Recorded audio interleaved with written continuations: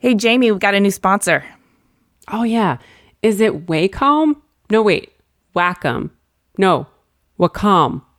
No, it's Wacom. Oh. Pronounced wa, like the Japanese word for harmony, and come for computer.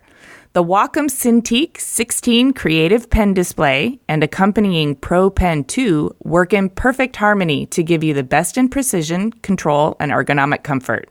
For more information, head to Wacom.com. That's WACOM.com. Wacom.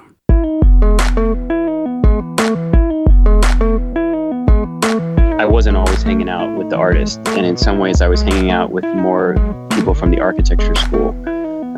Even though I didn't have that kind of ability or desire to sit inside of a kind of precision-based practice like that, there were things about the way that they think and work that I appreciated.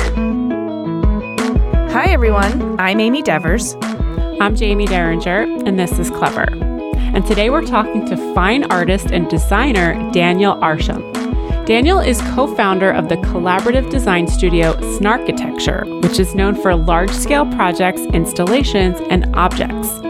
Their conceptual approach centers on the importance of experience and invites people to explore and engage with their surroundings in unexpected and memorable ways. As a visual artist, his work spans fine art, film, and stage design, including a long-term collaboration with Merce Cunningham Dance Company.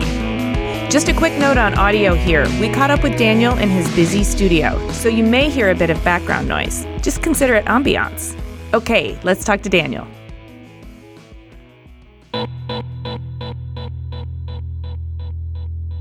My name is Daniel Arsham. I live in New York City. I am a visual artist, I would say, as my main title. Sort of crosses many different mediums and fields. And why is a longer answer, because I'm compelled to somehow. Well, we always like to kind of trace things back to the roots, to the very beginning. I understand you were born in 1980 in Cleveland, Ohio? That's right. And then spent some time in Miami, Florida. Can you talk about your childhood for us? Like what your family was like, what kind of kid you might have been? So I was born in Cleveland, but don't really remember that period, as I moved to Miami, I think when I was 3 or 4, and primarily grew up in Miami. Kind of typical, like, suburban house that looks identical to all the other houses that are around. Tract home? And it was like in a development, so they do this weird thing where they mirror the floor plan of some of the houses. I remember being in a friend's house and having like a moment of realization that I was in my house, but it was a mirror image of my house. Everything was backwards, like turned around. That's kind of surreal. Yeah, which is sort of an interesting kind of early architectural realization.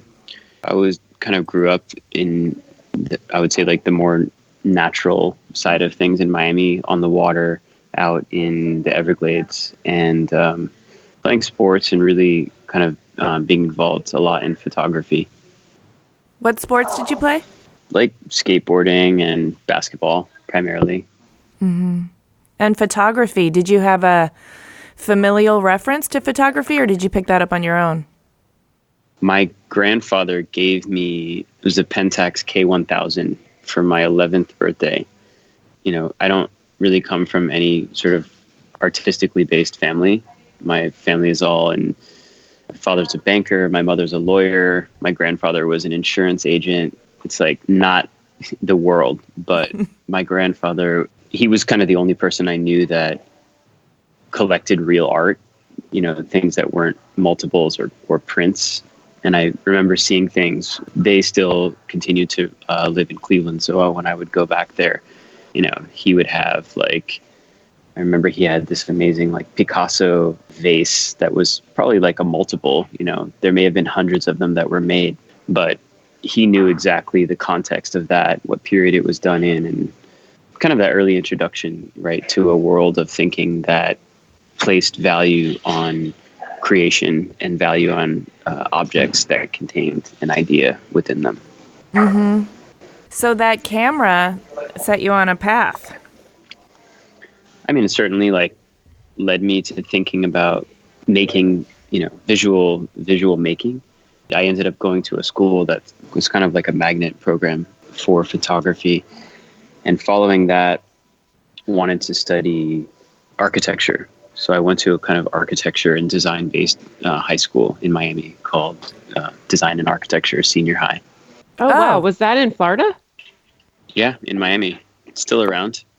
So what was your experience like there? Did you get in there and you were like, oh, these are my people and this is my jam? Or how did you feel about it?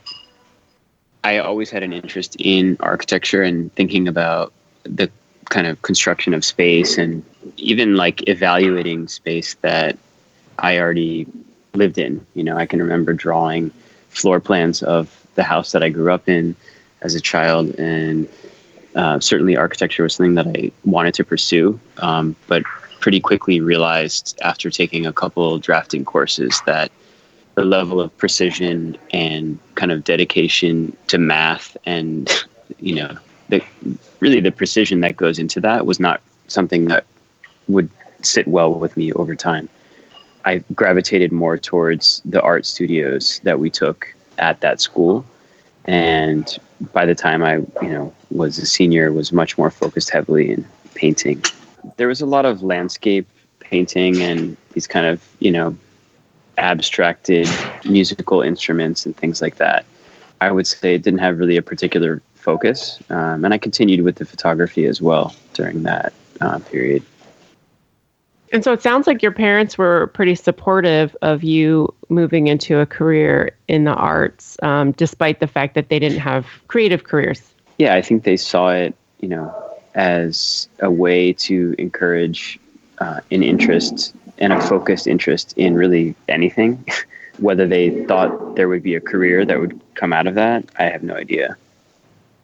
So after high school, you went to Cooper Union in New York. So can we talk a little bit about the college years and what were those like for you? What did you study? What was your favorite thing that you learned while you were there? So Cooper was sort of the highest goal that I had set of where to go from school. And I wasn't initially accepted. I was put on a waiting list and found out pretty close to the time that I was going to go there. So was already, super excited to just be among that group of people who, were kind of the best of what everyone had to offer. So attended Cooper, and, the school is extremely small. So the classes, the entire student body per year is around 60 people. And when the classes are divided down, you're in basically a group of 15 people that you follow sort of throughout the 4 years. So you really get to know a lot of those people well and watch them as they're also trying to digest and understand the education that you're getting. And Cooper, I would say, is relatively similar in the first year to other schools where you're studying two-dimensional drawing and three-dimensional design, color theory, all of these things that you might find at any university. I think the focus was much more about thinking than it was about making.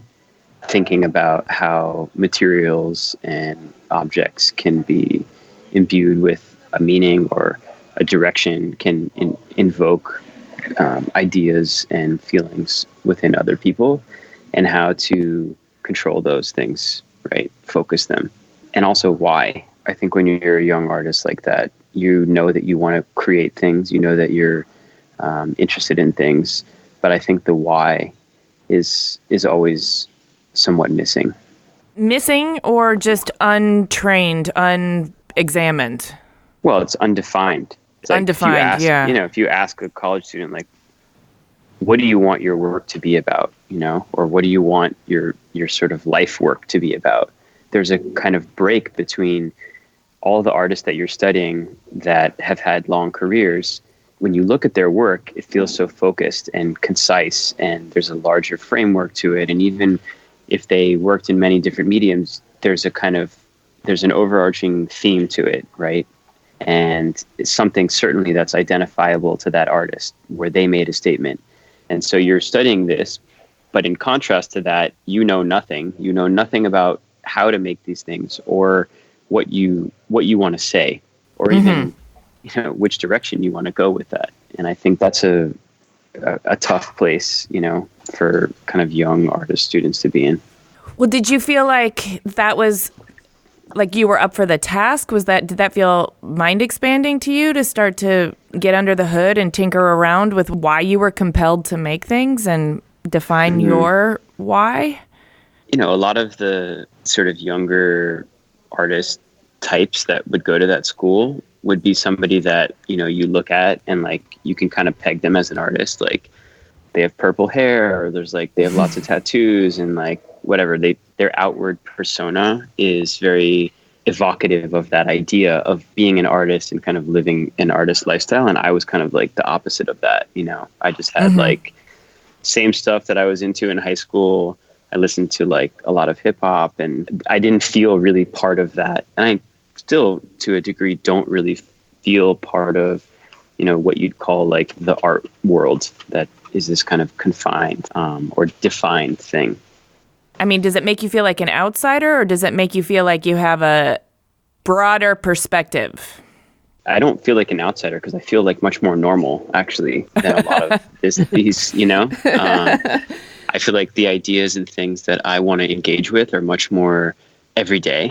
They're much more, in some ways, they're much more accessible, and certainly can be a criticism of a lot of my work is that it is much more egalitarian. It's much more wide, You could say it reaches like a lower level of entrance, right, for people, because there are things in it that they already may recognize. Familiarity is a really great access point, I think. After college, you toured with the Merce Cunningham Dance Company as their stage designer. That sounds like probably a pretty important chapter in your life. Yeah, there's a couple of missing years in there. Okay. But basically after school, I had sort of become friends with a group of artists in Miami. This was around 1999 to kind of 2003, who at the time, Art Basel, which is this giant art fair, was just opening in Miami. So there was a lot of attention from international gallerists and museum curators on artists in Miami. And this was the time that I was still connected to the city. So I'd be there, in the summer, but I wasn't really part of that scene, even though I wanted to be, because I wanted the attention of those curators and collectors. And there was a period during school where I actually thought about taking a year off and going back to Miami and sort of being part of that. I didn't, but after school, I moved back to Miami for a period and ran an artist-run space with a number of people there called The House, which was literally like a gutted, typical Miami-style architecture that we had a gallery in. We showed work of our friends and ourselves, and was really the place that myself and a number of artists from that group first showed our work. I wouldn't say professionally, but in a context outside of school. Okay. And got recognized by dealers and different people like that. That feels it feels very DIY in that sort of punk sensibility where you figure out how to do it on your own, but then it feels like kind of uncompromising in your desire to just show your work without outside influence telling you what it should be or how it should be shown. I would say it could have been like, using your term, punk in its sensibility, in the ethos of trying to do something that was kind of outside of the norm, but in its appearance, it was very much like white cube, typical art gallery. And we did everything that we could to try to make it look like the places that we saw the art that we wanted to show, or the places that we wanted to show our work. We made it look like that. You're not trying to destroy the system. You're trying to be a part of the system by saying, we understand your language. Exactly. And we can do it too. Yeah. Mm-hmm. So what did that chapter mean for you outside of school? I mean, school is a real fertile time for growth. And then after school is the time where you get to take what you learned and see how you can apply it to the real world and make a living doing that. Did that chapter give you confidence? It was a great period because I was surrounded by, other artists who were not making a lot of money, but at least like living off of this and trying to figure out a path forward. And instead of waiting for other people to come around and invent that for us, we kind of created it. And we met a lot of people through that. So my first museum show at Museum of Contemporary Art in Miami was basically by being recognized through this. The gallerist that I've worked with for the past 18 years, Emmanuel Periton, I met through that initial space. And Merce Cunningham, who I then went on to, as you said, work with for a number of years, saw that first museum exhibition and asked if I would be interested to create stage design. I don't know how familiar you are with his body of work, but he, beginning in the 1950s, sort of redefined what dance performance could be. And there were other sort of modern choreographers who were also kind of reinventing it, like Martha Graham, sort of taking the narrative out of dance. But he went one step further, where he separated the choreography, the music, and the visual aspect into three different creators, and went further in that those creators wouldn't know what the other one was doing. He did ask me to work on this project with him, but essentially he said, you make whatever you want and bring it to the theater, and essentially I'll see you at the premiere. So I never saw his choreography before the performance. The musician who created the score didn't know what the dance was going to be. So there's sort of three separate elements that are brought together, very much based around John Cage's ideas of chance and trying to attempt at something that, as he would say, we might not have otherwise found had we put our own taste or direction into. That's fascinating. How did you enjoy being a part of that kind of experiment, that kind of culture that celebrates the idea of, like, we're not going to define what we hope the outcome to be. We're just going to define some parameters and see what happens. I mean, it's certainly terrifying in the beginning. It just stresses me out thinking about it. Yeah, I mean, he was quite used to it. And by that point, when I met him, I was 24 years old and he was 84. So he was at the end of his career. He had done this so many times. And, thinking back on it over the years, I've often wondered, what is it that he thought he was going to get out of working with me? Mm-hmm. And also what the level of trust that he would have had to place. I don't think that even at the stage I am now, that I could go to some 24-year-old, out of school artist and say, here's this massive budget project that, is going to tour globally, that has all these parameters around it, and you just do your thing and I'll see you, at the end. And I think he, over experience and working with a number of different people, he created a kind of framework for that system to work. And certainly, I did my best to fit in with that. But in the beginning, he worked with Robert Rauschenberg and Warhol and Jasper, like the most famous artists of the 20th century. And as a young artist, to be placed in that context, that was like one of the few early things that I would just like wake up in the middle of the night, like freaking out about the decisions that I had made and like the choice of work even that I had put on. But it worked out. We did the performance, and he never really told me, I like what you do, or this worked out great, but he kept asking me to come back and work with him. So I figured there must be something about it in it that functions correctly for him. That is an interesting thing, to be given that much license and have somebody trust you that much, and at the same time, you don't get the validation afterwards necessarily until they come back and say, would you like to work? Let's work together again. Right. It's up to you to really figure out what you think was really working about it and what worked for you. And that's an incredible gift somebody can give you. I agree. We couldn't do this show without our sponsors, so show them some love. We'll be right back in a minute. Support for Clever comes from Sunski. Have you ever had an expensive pair of sunglasses so uncomfortable they made your face hurt? Or a cheap pair that broke right away? Yeah, us too. The folks at Sunski feel your pain. They believe good design can solve these problems and be sustainable too. Sunski's polarized shades are designed for stylish adventure. They're strong, comfortable, and made from recycled plastic, all for a fair price. We know because we tried them out. Sunski cares about what we put on our faces, and so should you. See Sunski's Red Dot award-winning shades and save 10% using code CLEVER at sunski.com/clever. That's sunski.com/clever. But I really like this idea of the experiment and the fact that he was toward the end of his career, you were toward the beginning of your career, and that is all part of the experiment. So, I mean, I find that really, really fascinating, very interesting. But I do want to move on to Snarkitecture because that's something you're fairly well known for. I would like to hear the origin story and then kind of how it all came about, what the mission was, what the goal was.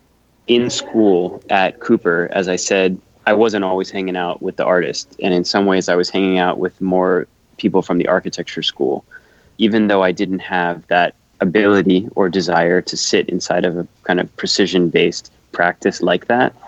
There was things about the way that they think and work that I appreciated. And following school, this would have been a couple years later, I think around 2005, I was commissioned for a major project that sits within my kind of architectural intervention pieces, these works that manipulate the surface of walls. And when I'm doing those in museums or galleries, I can often just create them and kind of get away with whatever I want. But when the works enter public space and are, in a sense, more permanent or exterior, they require, a different set of skills to not only execute, but you're talking about bringing on other fabricators and trades that they need to understand how to create these things or fasten them to the building, etc. So I brought on a friend of mine who I'd gone to school with, Alex Mustonen.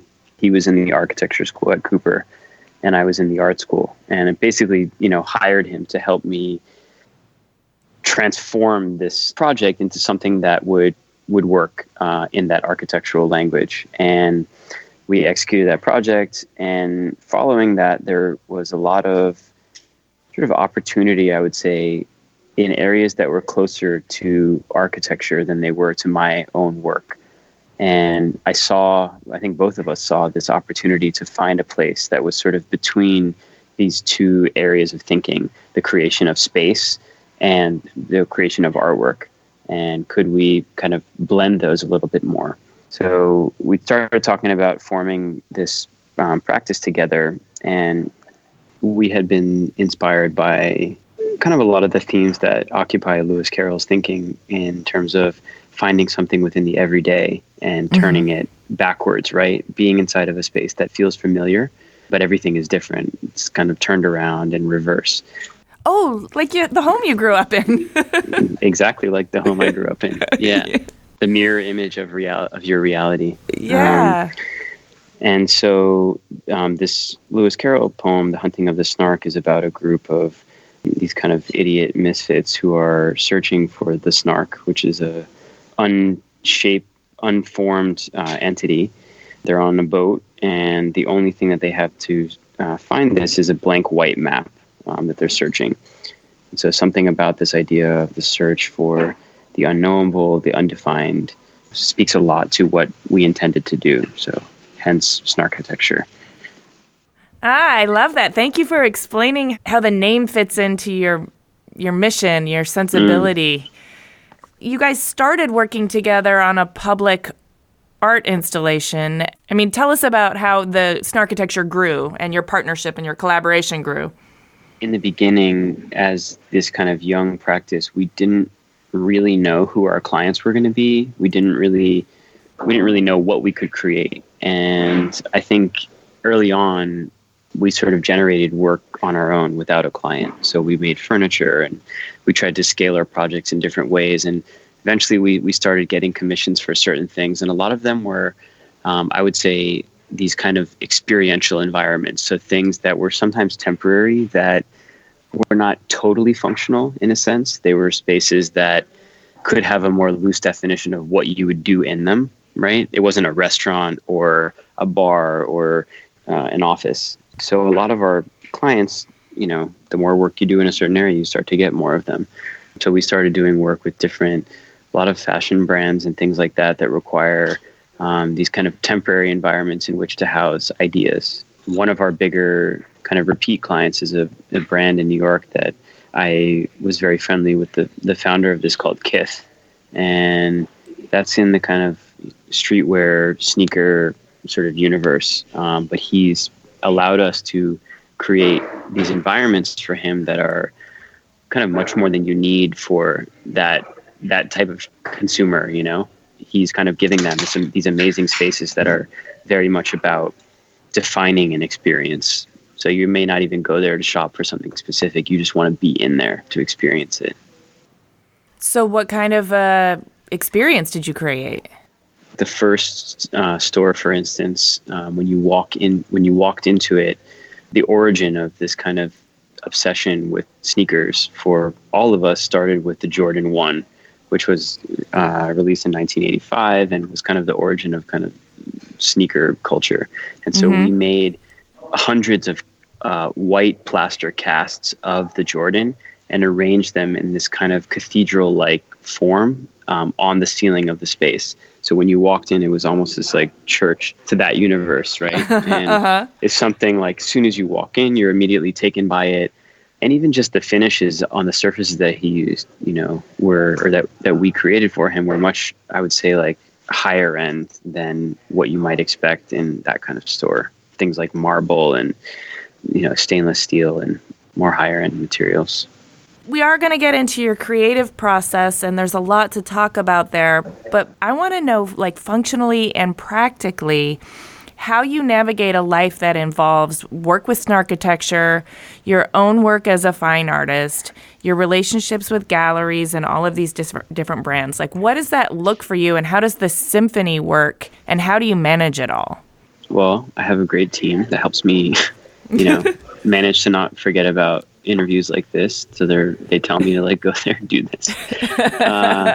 And I've structured the space from the beginning. Snarkitecture and my studio were always in the same environment. And that served a number of different functions for me. The first of which is that I'm only going to one place, right? So I'm able to kind of float around the studio from working in the sculpture space to walking over to the architecture side and thinking about what's happening over there. What it also does for the staff that works with us on these projects, for the architecture side, they're seeing the production of physical objects, things that I don't think in a typical architecture practice like that, you would find things like this, right? You wouldn't have things being made like that in the studio. So there's been times where materials and methods that are present in my art studio have been translated into an architectural scale. A good example is we're opening a new space actually next week called Snark Park in New York. And a lot of the ethos of making in the art studio is present in the design of that environment. And for the art side, there's a level of precision that is required to do multiple projects globally at once. So we need to be able to communicate to a museum staff in Detroit, where we just opened a project, or in Shanghai. This is how we want to create this experience for the exhibition. And the language of communicating that is through architectural drawings. So really kind of blending those two. I kind of figured out as I go along, Well, that's what artists and designers are so good at, is figuring out how to construct something that's never been constructed before. Let's segue into your creative process. You work in a language called uchronic aesthetics, or at least I read that from your from your bio. And I'm fascinated by that, and I wonder if you can tell us and our listeners what you mean by that and why you're driven to explore this manner of expression / discourse. I mean, I think a lot of the work that I've made from the beginning of my career has been it's minimal in a way, but it's less than being minimal, it's reductive. So I'm trying to execute something that it's very economical, right? In its communication. So it's reducing palette, it's using limited materials, it's drawing meaning from the materials on top of the form that those materials are taking in order to kind of draw in every part of the making into the potential meaning of the object or the things that it can evoke. Mm-hmm. There's been a pretty substantial lack of color in a lot of the work that I've made, which has its own set of reasons, initially having to do with, as I said, this attention to material. So when I was making pieces that are integrated into the architecture, the walls are generally white. They're generally made of the same material. This is pretty much true globally anywhere I would show. And so I was manipulating that surface, hence the works were that white. And there's certainly 1,000 different shades of that white paint, which I've cycled through all of them. And then the more recent work that fits into this kind of fictional archaeology, which I'm thinking about as objects from our present or the recent past, which have been reformed in geological materials. So they almost look like an archaeological relic from the past, but something from our own existence. So it'd be like if you could travel 10,000 years in the future and look at your computer or something kind of calcified in crystal or ash. So the creation of that. And that's really where the idea of using material as a device for communication. I didn't take a computer and kind of paint it like a trompe-l'oeil effect to make it look decayed or eroded. It's actually made of a material that we have this visceral sense about. And that material is conveying as much as what it looks like. And there's a familiarity, but a nebulousness in terms of where it fits into your context, which makes you then opens up that channel in the mind to start to wonder, right, and think. Yeah, I'm really interested in finding out what's going on inside of your brain and how you keep yourself kind of creatively disciplined and focused, but also kind of where the inspiration sometimes comes from. Do you have a routine? Do you like run 5 miles a day, or do you take walks in the woods, or do you just get into the studio and start playing around with the material? How are you getting inspired, and how do you keep yourself kind of focused? I mean, I would say generally there's kind of a backlog of ideas. So either myself or my team here, there's never a moment where there's not something to be working on and many things behind that I have already said need to get made, right? Where those ideas come from is more difficult for me to pinpoint. After having, I wouldn't say I'm like mid-career, but, I've been showing for probably 15 years now, and tracing the origin of some of those ideas is becoming more difficult as they evolve.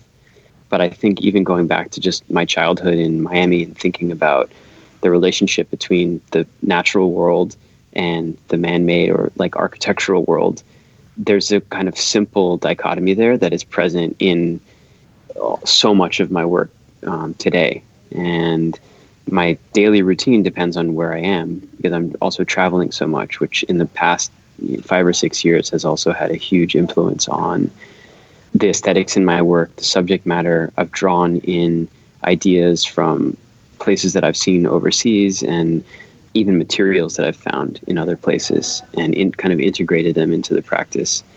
But, I just come to the studio every day when I'm in New York, and it's always generally busy. Harder to find time now to just like not have anything to do, which is often I'm going to ask you about that. Well, you know what? Airplanes somehow help a lot. So I do a lot of thinking on planes. Oh, that's good. It's like forced downtime. Yeah, and I can just read, or I do a lot of notes and sketchbooks, and it's really a time that I can actually go back and think concretely about the most recent projects that I've done, and look back through images. And because right after a show, I'm sort of high off the energy, just about the opening and everything that's happened. It's difficult to kind of interpret whether I think the outcome was successful, what I could change, for future iterations of it, and just working through ideas in a sketchbook. And with all these ideas swirling around in your brain, but also the things that are happening in the studio and your backlog of ideas, do you have anything that, like, does that stress you out or does it hinder your creativity at all? Like, what kind of obstacles are you confronted with in your everyday work?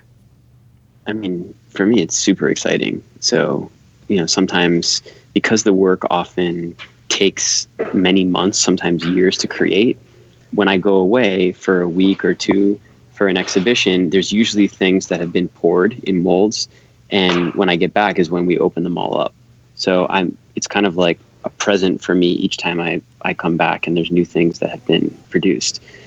I mean, I think the largest things that we deal with is expectation about time. You kind of had this idea that like an artist just is in the studio and they make stuff and then every once in a while they like do a show, but like that's just not how it works.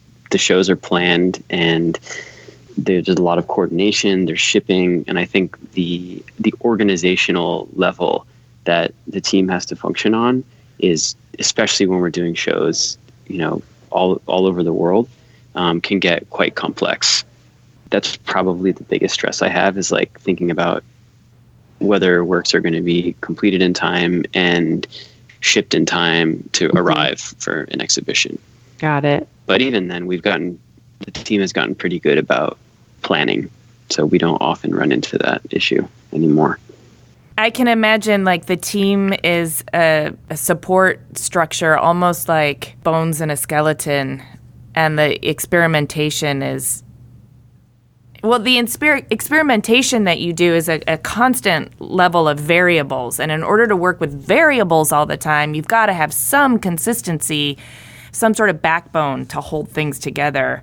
Mm-hmm. And I wonder if you can characterize for us, you kind of started when you said when you get back from a trip, you get to release everything from the molds and you get to see what's in there. In a life of constant experimentation, what are the upsides and the downsides? Is it that sort of tension between the variables and the knowns? There's definitely a level of experimentation where I'm trying out new things and they might not always work, but I would say there's enough of them, so the odds are quite high if I'm making 10 things that half of them are going to turn out okay.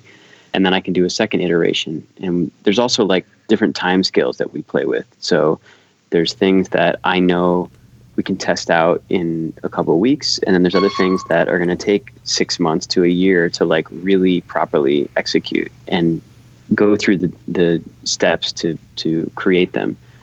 There's always at any given time something that's failing and something that's succeeding all the time.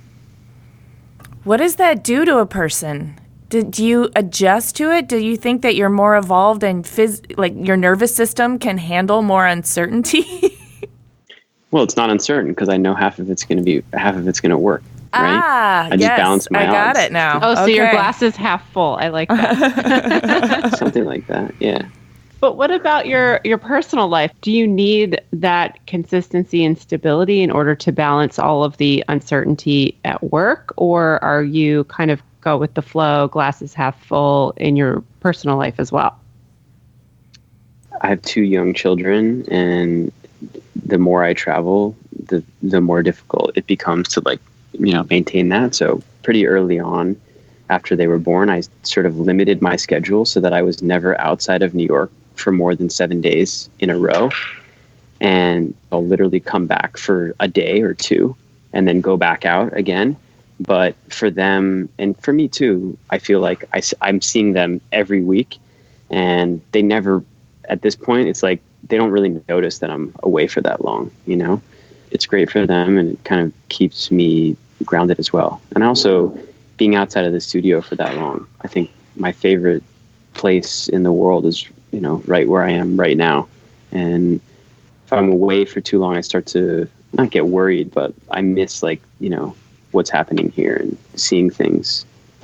Yeah, I mean, that seems like a struggle that a lot of people can probably relate to.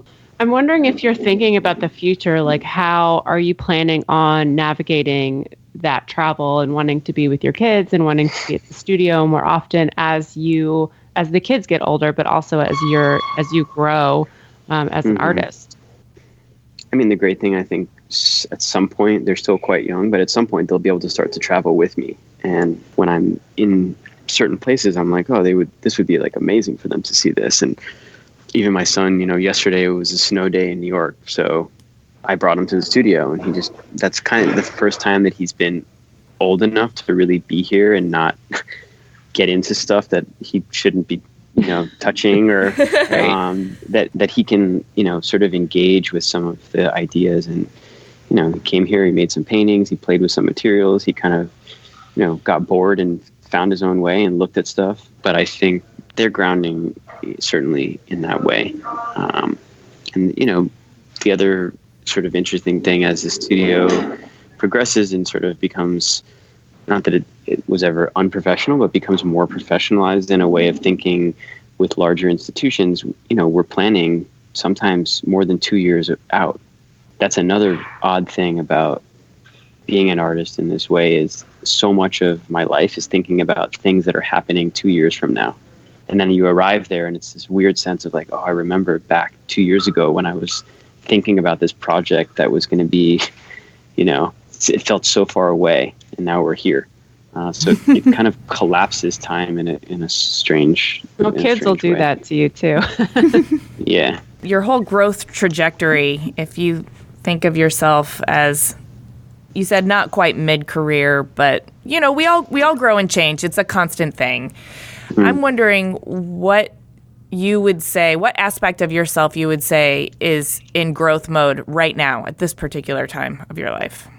One of the bigger things that I'm trying to think about as, I'm traveling so much, is just like being more healthy. And I've always sort of made the gym and that sort of part of my life, but it gets difficult as I'm traveling so much. And I think I sort of feel it a little bit more. I have to land after a 15-hour flight and like get off a plane and go give a talk in front of 1,000 people, and it just managing the jet lag and being able to stay creative in that sense. I think trying to integrate everyday kind of exercise practice into my life and eating, and then also trying to stay conscious about the things that I'm using in terms of materials, whether it's within the studio or just out there in the world.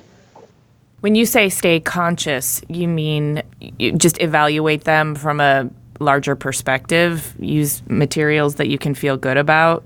Mostly to the environment and thinking about, the impact that we have on it. And, I think having children certainly changes your perspective on the future in a different way than much of my work has. And I personally feel like the most pressing issue globally, more than poverty or health or anything else, has to do with the environment and the kind of potentially very catastrophic things to come. And just doing whatever I can in my own practice, in my own life to affect that. Well, we appreciate that. And speaking of the future, but maybe on a brighter note than potential global catastrophe, where do you hope to go in your life with your career? Like, what do you hope this all leads to? I mean, in a lot of ways, I've already achieved many of the things that I never thought I would have. If I could go back and like talk to my 18-year-old self and sort of convey where I've gotten to, it's quite, even for me, it feels amazing, and very sort of grateful to so many of the other people that have aided me in doing that. But certainly the goals change, right? And the goalpost moves. So there's larger exhibitions that we're sort of in discussions about, thinking about materials like bronze casting that I haven't really executed in my work, thinking about works that are, pushing this idea of work that is sort of for everyone and not only residing in the space of galleries or museums, into public space, thinking about other mediums that I've sort of touched but haven't really gone so far into, like film. Sometimes when people look at the practice from the outside, there's like so many different mediums and different ideas that go into it, and it all sort of feels the same to me once it's been brought into the studio and the kind of ethos of making here, that it doesn't really feel that different, the work that I'm doing with Snarkitecture or like a painting. And the more things that I can bring into that circle and have them feel familiar, it keeps me occupied and excited about creating. Well, we're excited about you creating too. You have a lot of really great upcoming projects, including Snark Park, which you mentioned. Are there any other projects that you have that you'd like our listeners to know about? So I just opened this exhibition in Detroit, which is a really interesting city right now, I think, for creators. And certainly Snark Park is opening. I have a large exhibition that's opening in China this summer, in Shanghai, which will be my first museum project in mainland China. And then, upcoming exhibitions, in Australia and Paris and a number of different cities next year.